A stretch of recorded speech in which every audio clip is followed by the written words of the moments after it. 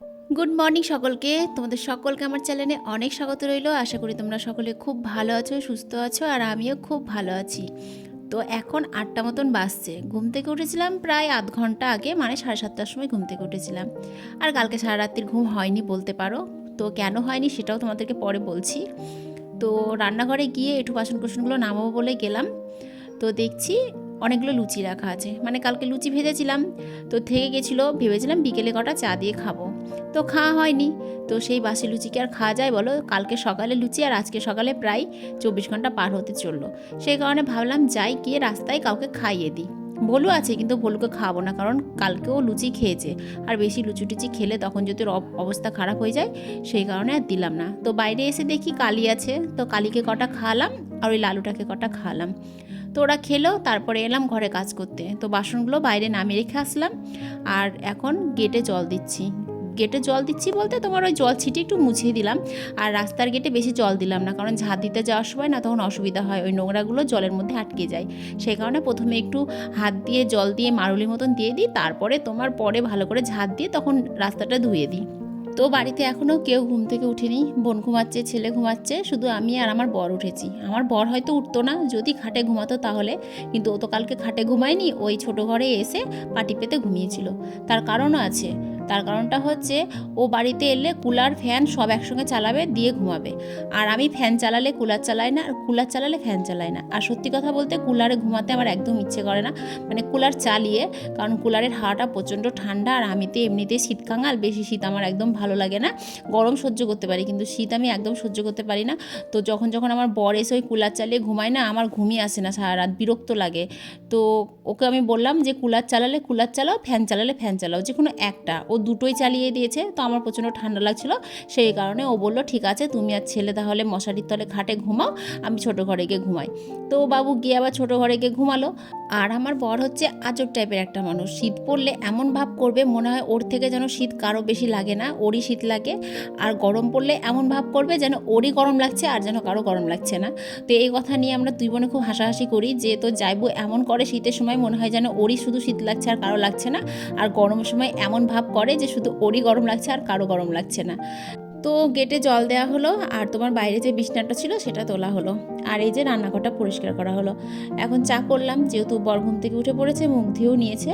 তো বোনও দেখলাম উঠে পড়েছে, তাই সবার জন্য এই যে চা করে নিয়েছি। তো ছেলেও দেখলাম আজকে তাড়াতাড়ি উঠে পড়েছে। তো এখন চা খাবো, চা খেয়ে বাদবাকি কাজ সব করব। এখনও ঘর ঝাড় দেওয়া, ঘর মোছা, তারপরে তোমার বাসন মাজা সব পড়ে আছে। এই যে আজকে আমার ভোলুবাবু উঠে পড়েছে ঘুম থেকে খুব তাড়াতাড়ি, যেহেতু আমরা উঠে পড়েছি না। আমরা যখন উঠে পড়ি ও তখন উঠে পড়ে, বেশিরভাগ আমি যখন উঠি তখন ও ওঠে। তো আজকে অনেক দিন পর সকালবেলাতে সবাই মিলে একসঙ্গে চা খাচ্ছি। না তো একা একাই খেতে হয়, বোন সকালবেলায় খেয়ে অফিসে চলে যায়, তারপরে আমি উঠে আমি খাই, আর আমার বর তো বাড়িতে থাকেই না। তো আমাদের সঙ্গে আজকে ভোলবাবু যোগ দিয়েছে। তো বিস্কুট আমরা নিয়ে যাই ঠিকই, কিন্তু বিস্কুট একটা করে আমরা খাই আর একটা করে ভোলু খাই। মানে দুটো করে সবারই মাথা পিছু নিয়ে যায়, কিন্তু সবাই দুটো করে তো আর খায় না, সবাই একটা করেই খায়, আর একটা করে ভোলুকে খাওয়ায়। তো দেখলাম 35 টাকাওয়ালা এসছে, মানে হরেক মাল 35 টাকা। তো অনেক দিন ধরে ভাবছিলাম কয়েকটা ঝুড়ি কিনবো, কারণ আলুর যে ঝুড়িটা ছিল সেই ঝুড়িটা জানো তো ফেটে গিয়েছে। মানে আমার ছেলে বল খেলে তো ঘরের মধ্যে, তো বল খেলতে গিয়ে বলের বাড়ি মেরে দিয়েছিল, ফুটবলের বাড়ি দিয়ে ভেঙে গেছে। তারপর ওই এক জায়গা থেকে আস্তে আস্তে অনেকটা বড় হয়ে ফেটে গিয়েছে। তো সেই কারণে অনেকদিন ধরেই ভাবছিলাম যে 35 টাকাওয়ালাকে দেখলে আমি একটা ঝুড়ি কিনবো। তো একটা জিনিস নিতে গিয়ে দেখো কতগুলো জিনিস নিলাম। 4-5টা ঝুড়ি নিয়েছি, একটা বালতি নিয়েছি। আসলে বাসন মাজা বালতিগুলো সব বাথরুমে ঢুকে গিয়েছে। আর ওই বাথরুমের বালতি নিয়ে বাসন কুসন ধুতে না খুব মানে বিড়বিড় করে, যাই হোক। তো সেই কারণে বাসন ধোয়ার জন্য একটা প্লাস্টিকের বালতি নিলাম। এমনিতে ট্যান্ডাস্টের বালতি আছে, তো ওটার বাইরে বেরও করি না, ব্যবহারও করি না। তো অনেকগুলো ঝুড়ি টুড়ি নিলাম, বালতি নিলাম। তারপরে এই যে এসে বসে পড়েছি বাসন মাজতে। আর এগুলো সব হচ্ছে রাত্রের বাসন, রাত্রে রান্না হয়েছে, কালকে দুপুরে রান্না হয়েছে। আর আমার একটা খারাপ অভ্যাস আছে বলতে পারো, আমি 3বার খাই, একবার বাসন মাজি। মানে এই যে সকালবেলা একবার বাসন মাজলাম, এবার সারা দিন মানে আর কিন্তু বাসন মাজবো না। ওই একটা বড় গামলা আছে, গামলার মধ্যে সারা দিনের বাসনগুলো জোগাড় করে রেখে দেবো, তারপরে সকালবেলাতে একবারে মাজবো। কি জানি আমার এই অভ্যাসটা আগে ছিল না, জানো তো। আগে যতবার খেতাম ততবার মাজতাম, এখন দিনকে দিন যেন আলিস্যি হচ্ছে বেশি শরীরে আর বেশি যেন কুড়ে হয়ে যাচ্ছি। তো ওই যে আমার যেহেতু অসুবিধা হয় না সেই কারণে ধরো এইভাবেই চলছি। যদি অসুবিধা হতো তাহলে তো হাতের হাত ধুয়ে ফেলতেই হতো। আর স্নান টান করে রান্না করে খাওয়া দাওয়ার পরে না ওই বসে বাসন মাজতে একদম ভালো লাগে না, মনে হয় একটু গিয়ে শুই। তো শুতে গিয়ে তখন মানে ঘুমিয়ে যাই। আর এখন তো আমার একটা কাজ হয়েছে এই যে ভিডিও এডিট করা এইসব করা, তো সেই কারণে আরও আলসি লাগে বাসন মাজতে। সেই কারণে ভাবি থাক একবারে সকালবেলাতে মেজে নিব। আর যেহেতু ঘরে অনেক বাসন আছে সেই কারণে দুবার তিনবার রান্না করলেও আমার অসুবিধা হয় না। আর একবারে বাসন মাজতে আমার বেশি ভালো লাগে, খুচুর খুচুর করে বাসন মাজতে একদম ইচ্ছে করে না।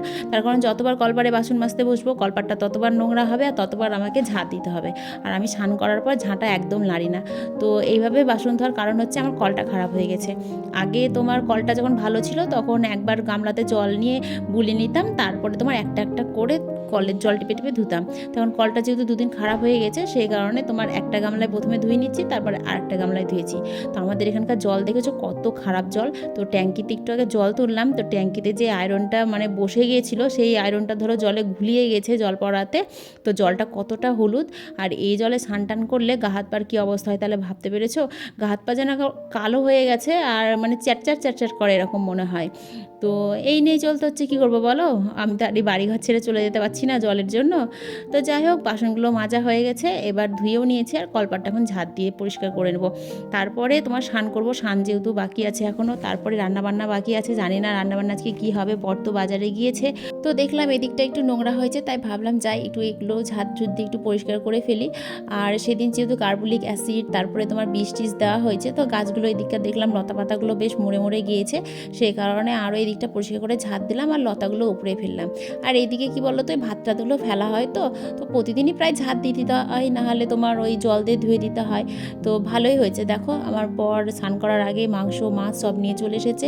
তো আজকে এঁচোড় চিংড়ি খাবে সেই কারণে তোমার এই যে নিয়ে এসেছে চিংড়ি মাছ আর মাংস নিয়ে এসেছে ছেলের জন্য, কারণ ছেলে তো মানে মাছ টাছ খায় না এইসব মাছ, তো ওর জন্য মাংস নিয়ে এসছে। তো ভাবলাম ভালোই হলো স্নান করার আগে মাছটা ভালো করে ধুয়ে পরিষ্কার করে নিই, তারপরে তোমার স্নানটা করবো।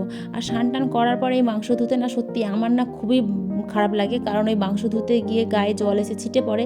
কি জানি আমি না একদম বলতে পারো আমার মা দিদাদের মতন হয়েছি। শুধু আমি না, আমার দিদিও তাই, আর আমার মাসির বড় মেয়েটা ও তাই, আমরা সব একই মানে ছোঁয়া লাড়া। মানে আগে এসব ছিল না, মানে ছোট ছিলাম তো আগে, মানুষ মানে সময়ের সঙ্গে সঙ্গে পরিবর্তন হয়।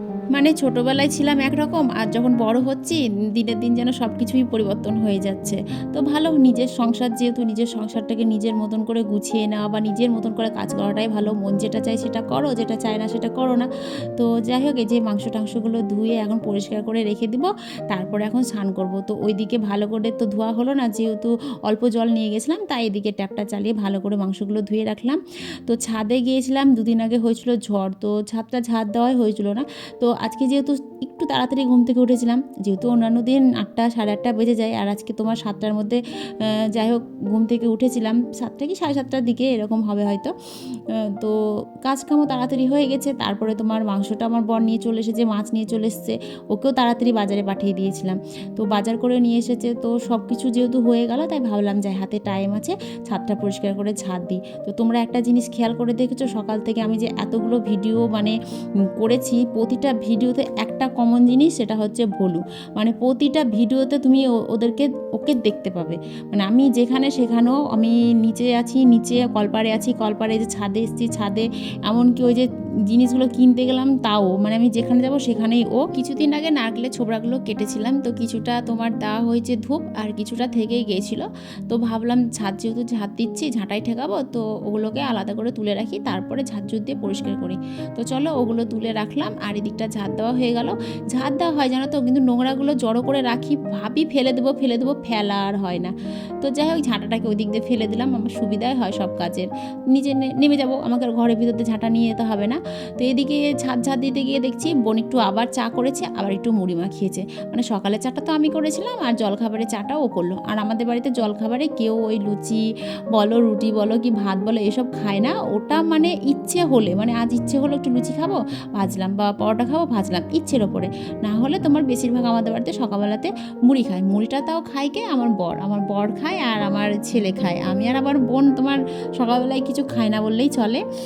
তো আজকে যেহেতু মুড়ি মাখিয়েছে, তাই সবাই মিলে বসে পড়েছে এখন এই যে মুড়ি খেতে, আর চা নিয়ে বসে পড়েছি। তার সঙ্গে আমার ছেলেও আজকে মুড়ি খাচ্ছে, চা খাচ্ছে, মানে বাবা যেটা খাবে সেটা ও খাবে। আর এইটা যদি আমি এমনি অন্য টাইমে মেখে দিতাম তাহলে হয়তো খেত না, তবে হ্যাঁ টিভি চললে তখন আবার বসে বসে বাবু মুড়ি খেতে ভালোবাসে। তারপর আর কি সকালে জলখাবার খেয়ে সেই বাসনগুলো মেজে ঘষে ধুয়ে চলে এসেছি এখন 2 গামলা জামা কাপড় নিয়ে 2 বোনে ঘাটে কাচতে। তো ঘাটের জল অনেকটা শুকিয়ে গেছে, এদিকটা শুকিয়ে গেছে, তো ওই দিক থেকে এদিকে পুকুরে মাছ চলে আসছে। তো সেই কারণে বাচ্চারা মাছ ধরছে, দেখো তো কত মাছ ধরেছে। আর মাছগুলো ছিল তোমার ডেরকে মাছ, পুঁটি মাছ, আর এইসব মাছগুলো এখন লুপ্ত হয়ে গেছে বলতেই পারো, দেখতেই পাওয়া যায় না। আর এই পুকুরের মাছ না খুবই টেস্টি, তার কারণ এখানে তো কোনো ভেজাল থাকে না। আর এখানে যে মাছগুলো পাওয়া যায় মাছগুলো বেশ ভালোই লাগে খেতে। তো একটা বড় মাছ ঢুকে গিয়েছিল, তো সেটাকে অনেকক্ষণ খোঁজাখুঁজি করার পর তারপরে অবশেষে পাওয়া গেল। আর বাড়িতে এসে জামা কাপড়গুলো ছাদে মেলে দিয়ে আমার পুজো দেওয়া হয়ে গেছে। এবার চলো ঝটপট করে পুজোটা দিয়ে রান্নার দিকে যাই।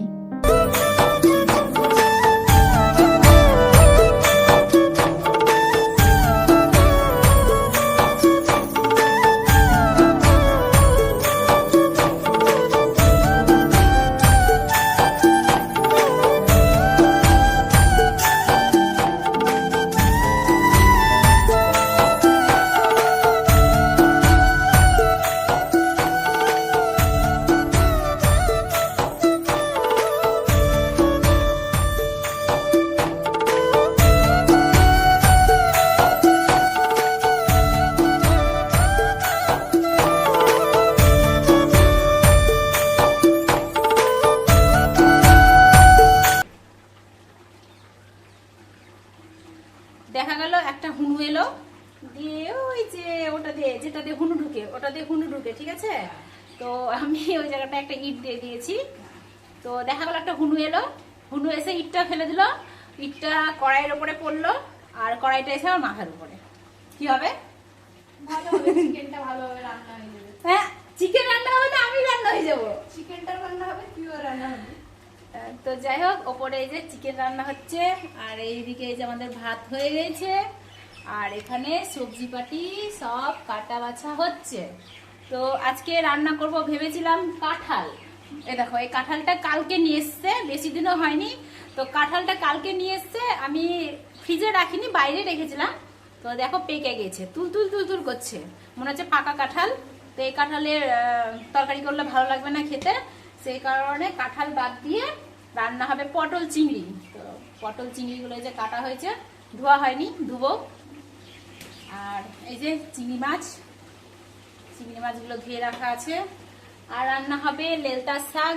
তো এই যে ম্যাডাম লেলতার শাক কাটছে।